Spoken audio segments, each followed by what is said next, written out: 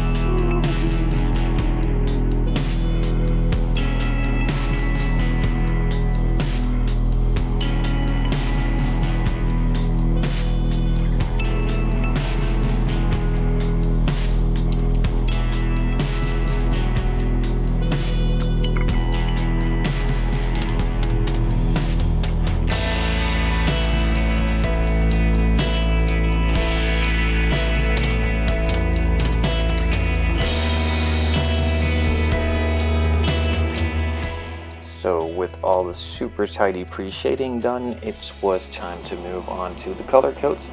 I decided to go with a yellow to simulate the model originally and just give my obsession for the yellow submarines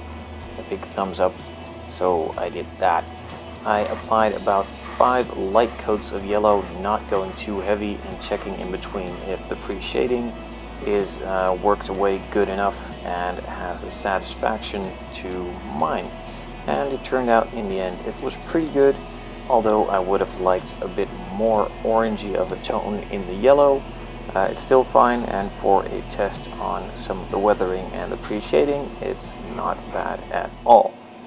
Also, in between each coat I let it dry for a good 5 to 10 minutes, making sure that I could safely move on to the next coat.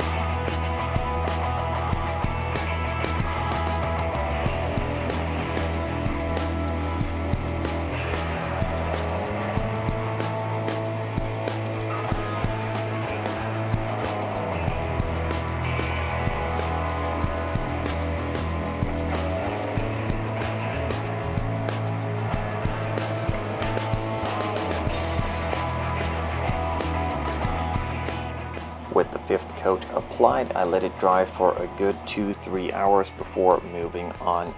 to masking the body off for the red stripes and accents on the exhaust pipe. I went with a metallic pearl red instead of the normal red that it's supposed to be, just again to spice it up a bit and modify it a small amount to my liking, and I figured why not go with a metallic instead of a solid red. Now I applied 2 light coats of this red and then just moved on to unmasking it and seeing if all my hard work paid off.